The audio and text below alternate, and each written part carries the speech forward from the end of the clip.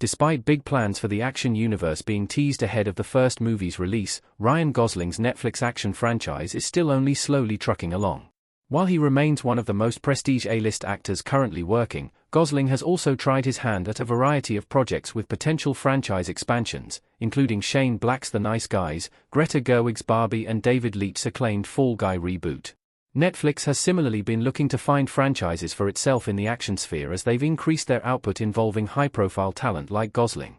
Dwayne Johnson, Ryan Reynolds and Gal Gadot's Red Notice is intended to be comprised of a full trilogy of films, while the Russo brothers also have the Chris Hemsworth-led Extraction franchise, which recently announced a TV spin-off is in the works led by Omar Sy, all while a third movie featuring Hemsworth's return is still in development. There have been a few, however, whose franchise intentions have either stalled or been shelved entirely since their debuts. The Gray Man 2 has a few hurdles to overcome. Anthony Russo assures there's still interest in the sequel. One such blockbuster venture that paired Gosling and Netflix was that of 2022's The Gray Man, helmed by the Russos and based on Mark Greaney's book of the same name about a CIA assassin who goes on the run as he's hunted down by a ruthless ex-CIA agent. With a $200 million production budget, the movie ended up being a big gamble for the streamer, sitting as one of their most expensive productions to date, though thanks to its massive viewership, both a spin-off and The Gray Man 2 were announced right after its release. Now, during a recent interview with the Playlist to discuss the upcoming release of The Electric State, Joe and Anthony Russo were asked for an update on The Gray Man 2 and the franchise's future outside of the sequel.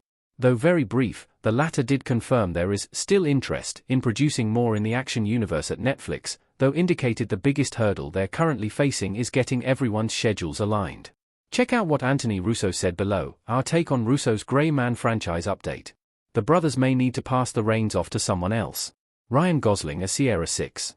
Given how successful the first movie was in its viewership, in spite of its mixed critical reception, it certainly doesn't seem like Netflix would want to give up on the future Gray Man plans. This is all the more likely after the streamer reportedly cancelled the plans for Zack Snyder's Army of the Dead franchise to continue, thus saving them roughly another $100 million to produce it, while Rebel Moon's unclear future also saves them upwards of $150 million after the first two cost a combined $166 million to produce. That being said, even if Netflix has continued interest in it, it seems like Gosling and the Russos' busy schedule will continue to be the biggest hurdle for The Gray Man 2 and beyond.